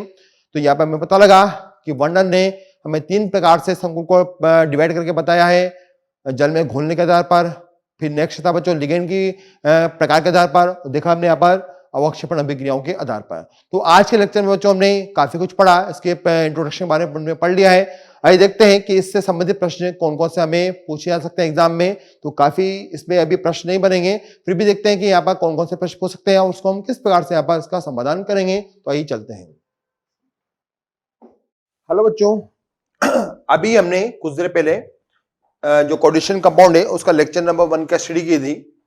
बच्चों वहां पर कोऑर्डिनेशन नंबर 1 का जो लेक्चर नंबर 1 था, जहां पर हमने सॉल्ट के प्रकार के बारे में अध्ययन किया था, कि किस प्रकार से वर्णन ने वहां पर लवण के प्रकार के बारे में हमें बताया कि लवण वहां पर किस प्रकार के होते हैं। वहां पर हमें पता लगा कि जो लवण है वो सिंपल लवण भी होते हैं, साधारण से लवण भी होते हैं, जिसको हमने परिभाषित किया और उसके गुणों का हमने वहां पर अध्ययन किया था। ठीक है बच्चों, उसके बाद हमने इस लेक्चर में पढ़ा वहां पर आणविक या युगात्मक आणविक लवण के बारे में अध्ययन किया और वहां पर पता लगा कि आणविक युगात्मक जो लवण होते हैं या युगात्मक आणविक जो लवण होते हैं वो दो प्रकार के हो सकते हैं। कौन कौन से? द्विक लवण पढ़ा था हमने। ठीक है, तो द्विक लवण में बच्चों हमने कौन कौन से पढ़े थे? वहां पर पढ़ा था हमने कार्निलाइट पढ़ा था। जब हमने देखा था कि किस प्रकार से दो साधारण से लवण जल योजित होकर या क्रिस्टलीकृत होकर क्या करते हैं बच्चों? वहां पर द्विक लवण का निर्माण करते हैं। ओके बच्चों, अब हमने कार्निलाइट, मोर सॉल्ट, साथ में एलम का अध्ययन किया था और फिर हमने जो मुख्य लवण था हमारा जिसका नाम था संकुल लवण, उसके बारे में अध्ययन किया कि किस प्रकार से जब हम सिंपल लवण को परस्पर मिलाते हैं और जब उनको हम जल योजित करते हैं तो वो अपने अपने आयनों में टूटने लगते हैं, लेकिन वहां पर कुछ ऐसे धनायन और ऋणायन ऐसे होते हैं जो परस्पर बंधे होते हैं उप सहसंयोजक बंध के द्वारा, जो पानी के अंदर सिंपल फॉर्म में टूट नहीं पाते हैं, वियोजित नहीं हो पाते हैं। ठीक है, जिन्हें हमने वहां पर क्या नाम दिया था बच्चों? संकुल लवण बोला था। तो इस प्रकार से बच्चों वर्णन ने संकुल लवण की वहां पर खोज करी और एक के बाद एक उन्होंने क्या किया बच्चों? संकुल लवण बनाते रहे और लाइन लगा दी उन्होंने संकुल लवण की। ठीक है, तो हमारे पास केमिस्ट्री में काफी सारे संकुल लवण है। तो बच्चों यहां तक हमने लेक्चर नंबर 1 में स्टडी किया था और हमने लास्ट में भी पढ़ा था कि किस प्रकार से हम संकुल लवण को कुछ आधार के आधार पर विभाजित कर सकते हैं, जिसे हमने वहां पर आयन के आधार पर किया था कि जब हम उसको जल में घोलेंगे तो मुझे संकुल का कौन सा आयन प्राप्त होगा। या बच्चों हमने वहां पर लिगेंड्स के आधार पर भी उसको विभाजित किया था कि वहां पर समांगी प्रकार के संकुल होंगे या विषमांगी प्रकार के संकुल होंगे लिगेंड्स की प्रवृत्ति के आधार पर। ठीक है, तो ये हमने बच्चों लेक्चर नंबर 1 में पढ़ लिया था। बच्चों यहाँ पर हम लेक्चर नंबर 1 से संबंधित कुछ प्रश्नों का अध्ययन करते हैं। अभी तक यहाँ पर ज्यादा प्रश्न नहीं बन पाएंगे, कुछ ही प्रश्न बन पाते हैं, अतः यहाँ पर लेक्चर नंबर 1 में या सीजन नंबर 1 में सेशन नंबर 1 में हम यहाँ पर काफी कम प्रश्नों का यहाँ पर चयन कर पाए हैं क्योंकि ये चैप्टर की प्रारंभन अवस्था थी। ओके, तो भाई यहाँ पर जो प्रश्न अभी तक बन सकते हैं वो देखिए किस प्रकार से बनेंगे। यहाँ पर सीजन नंबर 1 मतलब लेक्चर नंबर 1 हमने बात करी। यहाँ पर लेक्चर नंबर 1 में बच्चों पहला प्रश्न हमें सामने दिखाई देता है कि कुछ लवण यद्यपि दो भिन्न भिन्न धात्विक तत्वों के हैं, मतलब कुछ ऐसे लवण हैं जिसमें दो अलग अलग धातु क्या उपस्थित हैं। ओके, इनमें से एक केवल एक ही विलयन में परीक्षण देता है और दूसरा नहीं देता होगा, इस प्रकार के लवण को हम क्या कहेंगे? ओके, तो बच्चों ये इस प्रकार का प्रश्न है कि हमारे पास में एक ऐसा लवण है जहां पर दो प्रकार के धातु हैं और जिनमें से एक ही प्रकार का जो धातु है वो जल में परीक्षण दे रहा है लेकिन दूसरा वहां पर परीक्षण नहीं दे रहा है। कहने का मीनिंग क्या हुआ? कहने का मीनिंग हुआ कि यहाँ पर हमें जो मिलता है लवण वो क्या है? K4, जैसे माना कि FeCN6 हमने इसको लिया, इसका हम अध्ययन ऑलरेडी कर चुके हैं यहाँ पर। जैसे बच्चों ये धातु 1 हुआ, ठीक है, फर्स्ट हो गया ये हो गया धातु सेकंड। अब यदि मैं इस संकुल को जल में डाल देता हूं, ओके, जल में डालते हैं तो हमने यहाँ पर इसको जल से वियोजित किया तो बच्चों बनता है क्या? 4K+ बनेगा और यहां पर FeCN6 4- बन जाएगा। ओके, तो भाई यहां पर जल में डालने पर हमें इस प्रकार से ये आयन बनाता हुआ दिखाई देगा। अब मैं यहां पर बच्चों पोटेशियम +1 का परीक्षण लगाता हूं तो यहां पर क्या होगा बच्चों? इसकी जो परीक्षण है, टेस्ट है, वो क्या होंगे? पॉजिटिव में मिल जाएंगे। तो भाई यहां पर जल के अंदर धातु नंबर 1 जो था उसने यहां पर हमें आसानी से परीक्षण दिया। चलिए, ओके, इसका परीक्षण हमें मिल चुका है। बच्चों यदि मैं यहाँ पर आयरन +2 का जो इसकी ऑक्सीजन अवस्था है यहाँ पर आयरन +2, बच्चों यदि मैं इसका परीक्षण लगाता हूं आयरन +2 का, तो क्या आपको यहाँ पर जल के अंदर क्या Fe+2 का परीक्षण मिलेगा? तो आपका आंसर होगा सर नहीं मिलेगा। क्यों नहीं मिलेगा भाई? इसलिए नहीं मिलेगा क्योंकि यहाँ पर आयरन और CN-6 यहाँ पर आपस में जुड़े हुए हैं उप सहसंयोजक बंध से और यहाँ पर बन रहा है बच्चों क्या? संकुल ऋणायन बन रहा है। और संकुल ऋणायन में कभी भी CN अलग नहीं होगा, Fe+2 अलग नहीं होगा, अतः मुझे इस पूरे आयन का परीक्षण मिलेगा। खास तौर से धातु नंबर जो सेकेंड है उसका इंडिविजुअल या व्यक्तिगत मुझे परीक्षण यहाँ पर नहीं मिलता है। तो हम बोल सकते हैं कि यहाँ पर इसका मुझे टेस्ट नहीं मिलेगा क्योंकि वो संकुल में आ चुका है। तो आपने देखा कि इस प्रकार के जो लवण है उनको हम क्या बोलेंगे बच्चों, संकुल लवण कहते हैं। तो इस प्रश्न का बच्चों फाइनल जो आंसर होना चाहिए वो क्या हो जाना चाहिए कि इस प्रकार के जो लवण होते हैं वो संकुल लवण की श्रेणी में आते हैं। हमारा आंसर हुआ बच्चों यहाँ पर फाइनल ए। फर्स्ट को ए मान लीजिएगा, सेकंड को बी, थर्ड को सी और फोर्थ को डी मान लेंगे आप। ओके बच्चों, नेक्स्ट नंबर का प्रश्न अपने पास में आ चुका है कि निम्न में से कौन सा संकुल बेरियम क्लोराइड विलयन के साथ सफेद अवक्षेप देता है। बच्चों यहाँ पर हम अवक्षेपण की बात कर रहे हैं। अवक्षेपण किस प्रकार से आता है तो देखिए, सबसे पहले हम बात करेंगे बच्चों कि बेरियम जो क्लोराइड है उसका फॉर्मूला क्या हुआ। तो बच्चों यहाँ पर हम फॉर्मूले की बात करते हैं। तो देखिए यहाँ पर अपने पास में फॉर्मूला है BaCl2। ओके, ये बना हुआ है किससे, ये बना हुआ है +2 आयन से और बना हुआ है -1 आयन से। तो ये वो अपने पास में बेरिलियम डाइक्लोराइड हो चुका है।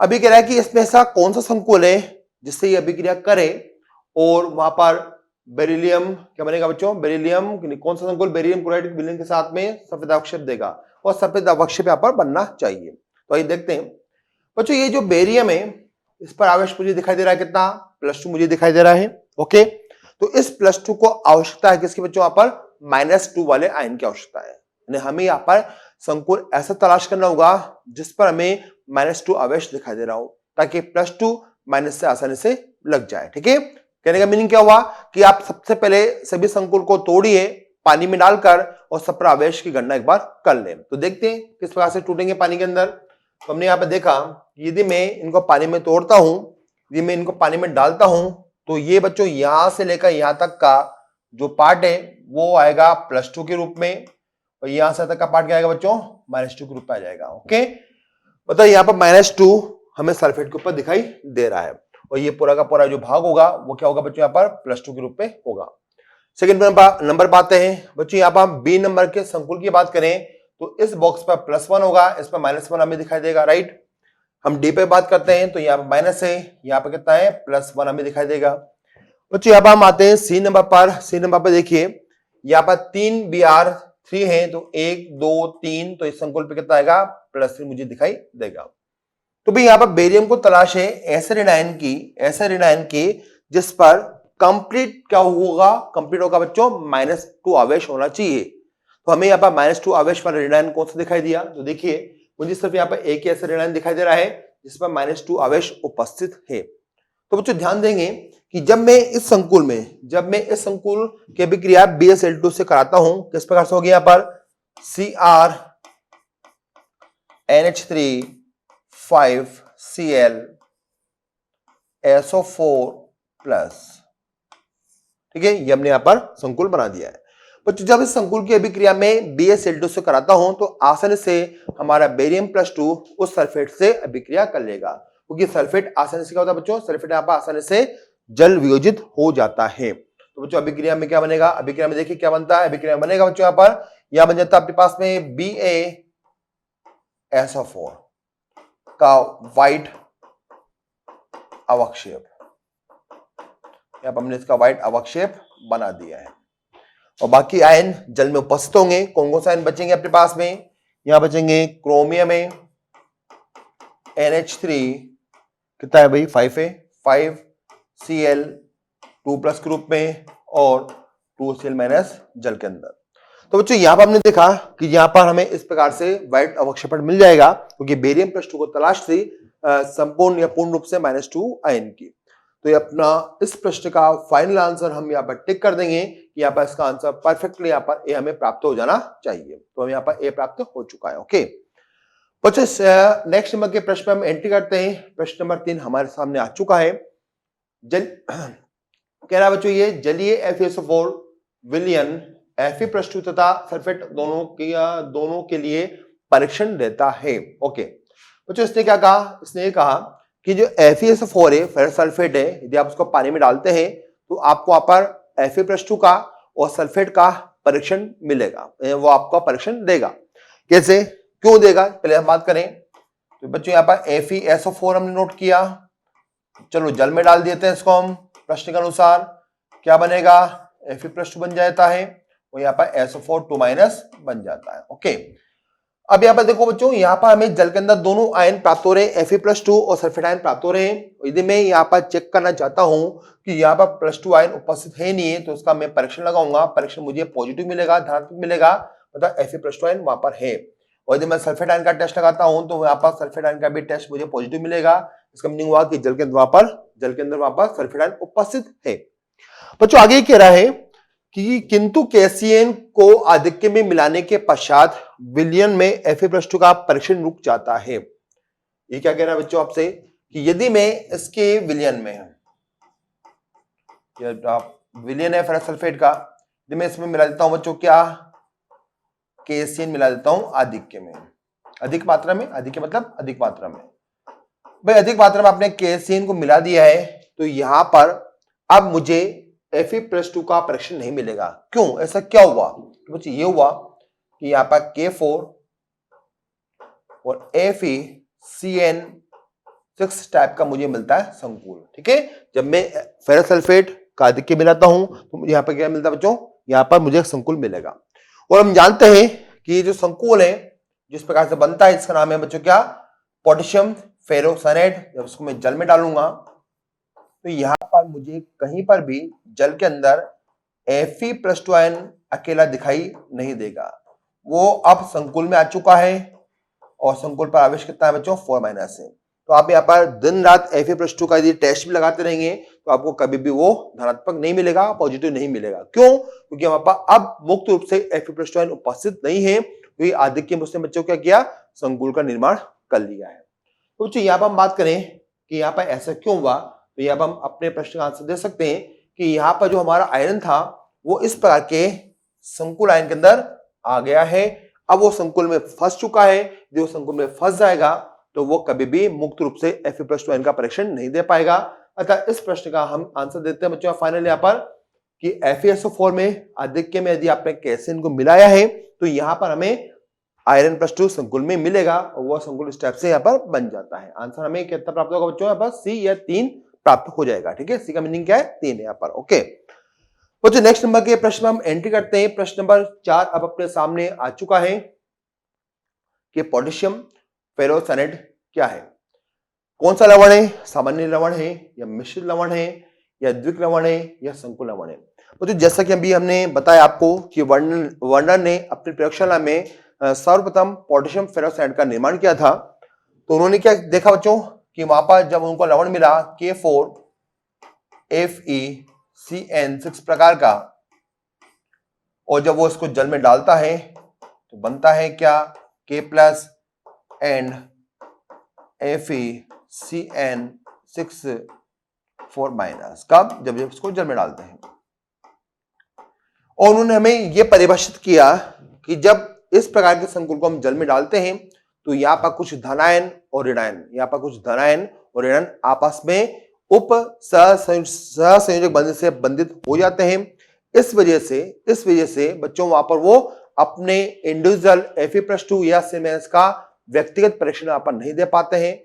और यदि इस प्रकार से धनायन और ऋणायन परस्पर संयुग्मित हो जाएंगे, लिगेंड या धातु की मैं बात कर रहा हूं, और वहां पर वो एक नया आयन बनाते हैं, तो इस प्रकार के यौगिक को बच्चों क्या बोलते हैं? संकुल यौगिक कहते हैं। तो कहने का मीनिंग क्या हुआ? जब हमने इस यौगिक को पानी में डाला तो पता लगा कि हमें प्रत्येक आयन का व्यक्तिगत यहाँ पर टेस्ट नहीं मिल पाता है। अतः ये जो लवण होगा वो एक संकुल प्रकार का लवण होगा। ठीक है, तो हमने आंसर दिया कि ये हमें मिला बच्चों क्या? संकुल लवण मिल जाता है। तो उसका आंसर हम देंगे बच्चों कितना? 4 या डी इसको हम बोल सकते हैं। तो यहाँ पर डी को 4 हम मान के चलेंगे। ओके, तो बच्चों ये प्रश्न हो चुका अपने पास में। प्रश्न नंबर नेक्स्ट पे आते हैं। प्रश्न नंबर 4 के बाद बच्चों हम प्रश्न नंबर 5 में एंट्री करते हैं। कार्नेलाइट का जलीय विलयन किसके गुणधर्म को दर्शाता है? बच्चों कार्नेलाइट अभी हमने थोड़ी देर पहले पढ़ा था, लेक्चर नंबर 1 में हमने इसको स्टडी किया है कि कार्नेलाइट बच्चों एक क्या द्विक लवण है। कैसे बनता है आपको पता होगा बच्चों। वहां पर हम कैसे बनाते हैं इसको कि जब हम KCl साधारण लवण लेते हैं, उसमें मिलाते हैं बच्चों क्या? MgCl2 मिलाते हैं, और क्रिस्टलीकृत करने के लिए हम उसमें 6H2O मिला देते हैं। तीनों को मिलाया और वाष्पीकृत किया तो बनेगा आपका KCl डॉट MgCl2.6H2। जो इसको हमने बोला क्या, इसको बोला हमने यहां पर कार्नेलाइट, इसको बोला है।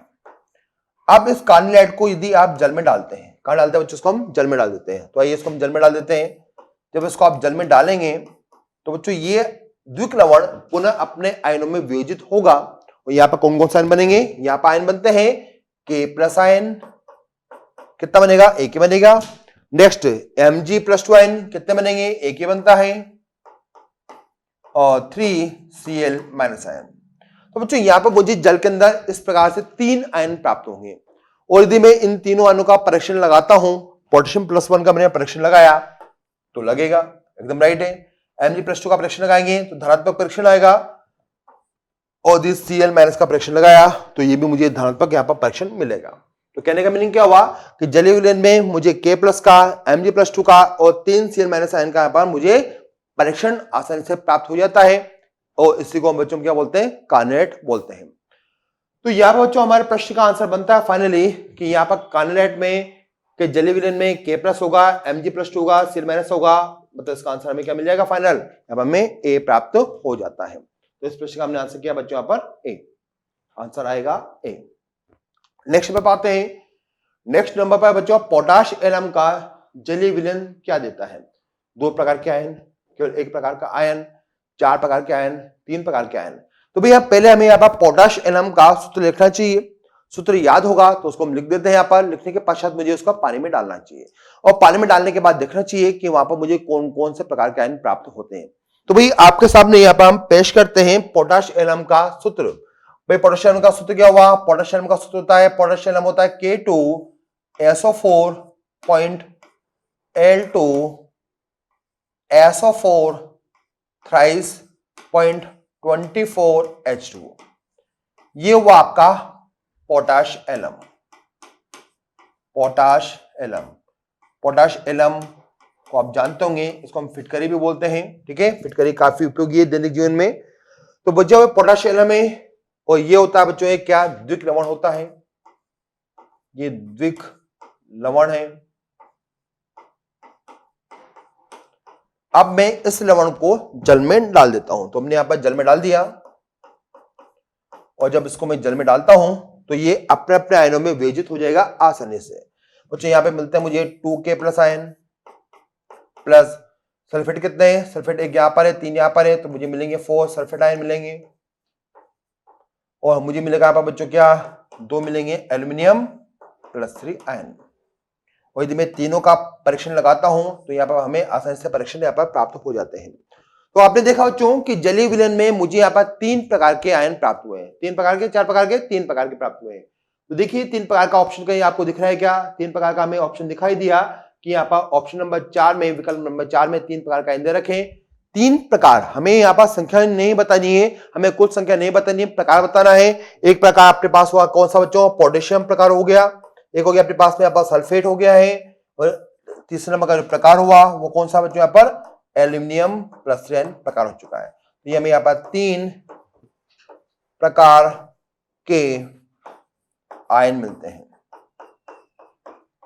तो यहाँ पर हमें 3 प्रकार के आयन प्राप्त होंगे। अतः इस प्रश्न का फाइनल आंसर जाना चाहिए बच्चों कौन सा, 4 आंसर चला जाएगा। जब हम देख रहे हैं कि 3 प्रकार के आयन हमें यहाँ पर प्राप्त होंगे, आंसर मुझे यहाँ पर डी या 4 प्राप्त हो जाता है।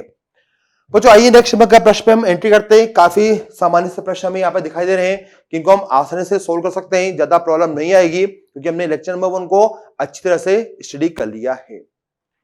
बच्चों प्रश्न नंबर 7 पे आते हैं। निम्न में से कौन सा द्विक लवण का उदाहरण है। बच्चों द्विक लवण, वर्णन ने कहा कि जब आप 2 साधारण से लवण को परस्पर क्रिस्टलीकृत करेंगे जल के द्वारा तो वहां पर जो लवण बनेगा उसे क्या बोलते हैं बच्चों, हम वहां पर उसको बोलते हैं द्विक लवण कहते हैं। द्विक लवण में ध्यान रखेंगे जल के अणु का दिखाई देना, उपस्थित होना जरूरी है।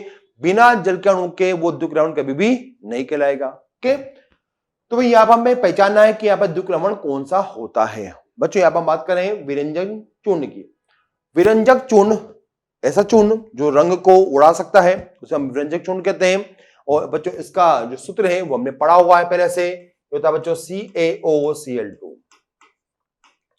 यहां पर हमें दो साधारण से लवण दिखाई नहीं दे रहे हैं, ना ही मुझे यहाँ पर जल के अणु दिखाई दे रहे हैं, अतः ये तो द्विक लवण नहीं होगा। कुछ यहाँ पर दिया जा रहा है मुझे K4Fe6। चलो ये तो हम मान लेते हैं K4Fe6 यहाँ पर लवण है, पर इसका जल नहीं है। यहाँ पर हमें जल दिखाई नहीं दे रहा है, जल के अणु नहीं है, और जल के अणु नहीं है तो इसको हम यहाँ पर द्विक लवण की श्रेणी में काउंट नहीं करेंगे, तो ये भी अपना आंसर नहीं हुआ। बच्चों हाइपो की बात करें, हाइपो हो सकता है, जैसे सोडियम हाइपो हो सकता है। बच्चों सोडियम हाइपो लवण है, ठीक है, लवण होता है बच्चों वो, लेकिन वहां पर भी हमें जल के अणु वहां पर दिखाई नहीं देते हैं। जैसे मान के चलिए आपने लिखा Na2H2O3, बताइए जल के अणु कहाँ है, जल के अणु यहाँ पर नहीं है, अतः यहाँ पर भी हम हाइपो को द्विक श्रेणी में, द्विक लवण की श्रेणी में नहीं डालेंगे। अब हमारी जो आशा है पूरी वो हमें ऑप्शन नंबर 4 में दिखाई दे रही है, लेकिन फिर भी इसको एक बार चेक करना चाहिए कि पोटाश एलम क्या द्विक लवण है नहीं है। तो भाई आपको पहले इसका फॉर्मूला याद होना चाहिए, और अभी हमने पिछले प्रश्न में इसका फॉर्मूला नोट किया था, K2SO4.L2SO4 thrice and 24 वाटर। तो बच्चों आप देखिए यहाँ पर साधारण लवण 1, साधारण लवण 2, जल के द्वारा हमने इसको परस्पर जोड़ रखा है। ये हुआ क्रिस्टलीकृत यहाँ पर जल हमें दिखाई दिए, और परिभाषा के अनुसार दो सिंपल लवणों को जब हम जल के द्वारा क्या करते हैं बच्चों, जल मिलाकर उनको वाष्पीकृत करते हैं, तो वहां पर बनने वाला जो लवण होगा वो क्या होगा बच्चों, द्विक लवण कहलाता है। और इस प्रकार से हमने इस प्रश्न का फाइनल आंसर कर दिया है कि जो पोटाश एलम है यही क्या होता है बच्चों, यही होता है द्विक लवण होता है। ये हमें द्विक लवण दिखाई दे रहा है। तो इस प्रश्न का फाइनल आंसर जाना चाहिए बच्चों 4। ओके, तो यहाँ पर हमें 4 या डी दिखाई दे रहा है, तो इसको हम डी बोल सकते हैं या 4 बोल सकते हैं। बच्चों 8 नंबर पाते हैं, निम्न में से कौन सा द्विक लवण नहीं है। अच्छा, इस बार पूछा जा रहा है कि द्विक लवण यहाँ पर नहीं बताना, मुझे नहीं बताना, ठीक है। तो भाई यहाँ पर नहीं है, लेकिन संकुल यौगिक है, लेकिन संकुल यौगिक है वो, लेकिन वो द्विक लवण वहां पर हमें दिखाई नहीं देता है। जो द्विक लवण की जो विशेषता है ध्यान रखेंगे कि वहां पर भी आपको जल के अणु दिख रहे हैं और दो सिंपल लवण दिखाई दे रहे हैं पास में जुड़े हुए, और जल का अणु भी है, तो उसको द्विक लवण आप मानेंगे। तो आइए देखते हैं, द्विक लवण नहीं हमें बताना, ठीक है। बच्चों यहाँ पर हमें जल का अणु दिखाई दे रहा है, दिख रहा है भाई, यहाँ पे KCl simple salt 1, simple salt 2, तो भाई ये तो द्विक लवण की परिभाषा में शामिल हो रहा है। बच्चों यहाँ पर हमने देखा फेरस सल्फेट सिंपल लवण 1, अमोनियम सल्फेट सिंपल लवण 2 जल के साथ जुड़ा हुआ है, ये भी बच्चों क्या है, ये भी यहाँ पर द्विक लवण की श्रेणी में शामिल हो चुका है। बच्चों नेक्स्ट में पर देखते हैं, K2SO4 सिंपल लवण है, L2SO4 सिंपल लवण है, H2O सिंपल लवण है। तो बच्चों ये भी यहाँ पर हमें पता लगा कि ये भी द्विक लवण की श्रेणी में शामिल है। बच्चों यहाँ पर हम बात करें KCN और FeCN2, जल कहाँ है भाई, यहाँ पर जल हमें नहीं दिखाई दे रहा है, जल के अणु दिखाई नहीं दे रहे हैं, अतः ये द्विक लवण की श्रेणी में शामिल नहीं होगा। हमें बोला गया है कि ये द्विक लवण नहीं है, तो यहाँ पर संकुल लवण जरूर हो सकता है। बच्चों यहाँ पर यदि मैं इसको लिखना चाहता हूं तो मैं इसको ऐसे भी लिख सकता हूं, K4FeCN6। तो यहाँ पर ये अपने पास में कैसा दिख रहा है मुझे, संकुल लवण दिखाई दिया, ठीक है। यहां पर जल का अणु नहीं है, जल के अणु नहीं है, और नहीं है तो ये द्विक लवण कभी भी नहीं होगा। हमारे प्रश्न का आंसर हमें प्राप्त हो चुका है बच्चों, यहाँ पर फाइनल हमें डी कर देना चाहिए इसका आंसर, तो हमें डी प्राप्त हो चुका है। तो नेक्स्ट का प्रश्न है, निम्न स्पीशीज जिसमें एक परमाणु की ऑक्सीजन अवस्था +6 है को पहचानिए। बच्चों यहाँ पर मुझे देखना है कि ऐसा कौन सा यहाँ पर धातु आयन है जिसके ऊपर ऑक्सीजन अवस्था मुझे +6 दिखाई दे रही है, ठीक है। तो ये काफी सिंपल है, ये हम बचपन से पढ़ते आ रहे हैं। तो देखिए MnO4- है, इसको मान लेते हैं X प्लस एक ऑक्सीजन भी कितना है -2, कितनी है 4 है, बराबर कितना हुआ -1, X -8 बराबर हुआ -1, X बराबर हो गया बच्चों कितना +7। मुझे यहाँ पर मैग्नीशियम दिखाई दिया कितना +7 दिखाई दे रहा है, मुझे क्या देखना है +6 देखना है। ओके बच्चों यहाँ पर नेक्स्ट में पाते हैं, हमने इसको मान लिया है X प्लस एक CN पे कितना होता है, एक CN पे होता है -1, कितने CN है, 6 CN है, 12 पे किसके जाना चाहिए, 12 पे जाना चाहिए -3 के। तो यहाँ आपने देखा कि x -6 बराबर -3, तो x बराबर कितना आएगा बच्चों, +3। तो यहाँ पर क्रोमियम पे जो मुझे अवश्य दिखाई देगा वो +3 होगा, हमें तो +6 तलाश करना है, ये भी अपना आंसर नहीं हुआ। बच्चों यहाँ पर आते हैं निकेल पर। निकेल को हमने मान लिया x, एक फ्लोरीन पे होता है -1, कितने फ्लोरीन है बच्चों, यहाँ पर 6 फ्लोरीन दिखाई दे रहे हैं, बराबर होता है 2 के, तो ये हो गया x -6 बराबर -2, तो x बराबर हो गया बच्चों +4। तो यहाँ पर निकेल पे हमें दिखाई देगा +4 ना कि +6। नेक्स्ट में बात है CrO2 Cl2, यहाँ पर हमने लिया इसको x मान लिया, प्लस एक ऑक्सीजन पे कितना होता है, -2 होता है, कितने ऑक्सीजन है, 2 है, प्लस एक सेल पे कितना बच्चों, एक सेल पे होता है -1, कितने Cl है, 2 है, 12 पे कितना आना चाहिए, 0 का आना चाहिए। ओके, तो भाई यहाँ पर हमने देखा सोल गैस को आगे हमने नीचे लिख देते हैं, स्पेस कम है इसलिए x 4 हो गया, -4 प्लस नहीं आएगा, कितना आएगा, -2 आएगा, तो हमने यहाँ पर -2 नोट किया, इसको इरेज कर देते हैं यहाँ से। यहाँ पर आएगा बच्चों -2 बराबर कितना है, 0 के, ठीक है, यहाँ पे 0 के बराबर आ जाता है। तो यहाँ पर वो अपने पास में x बराबर होगा बच्चों +6। हमें ये तलाश करना था, हमें पता लगा कि इस यौगिक में क्रोमियम का जो ऑक्सीकरण अंक है वो यहाँ पर +6 प्राप्त हो जाता है, अतः हमने यहाँ पर +6 बता दिया है। किस पे आएगा बच्चों, इस यौगिक पे आएगा। इस यौगिक का नाम क्या होता है बच्चों, यहाँ पर इसका नाम होता है क्रोबाइल क्लोराइड, इसको हम बोलते हैं। ये लाल कलर की वाष्प होती है, जहां पर क्रोमियम की ऑक्सीजन अवस्था +6 होती है, जो भी हमने यहाँ पर देखी है। तो इस प्रश्न का बच्चों फाइनल आंसर हमने टिक कर दिया है, कितना, डी यहाँ पर आंसर आ जाना चाहिए। ओके, तो यहाँ पर डी हमें प्राप्त हो चुका है।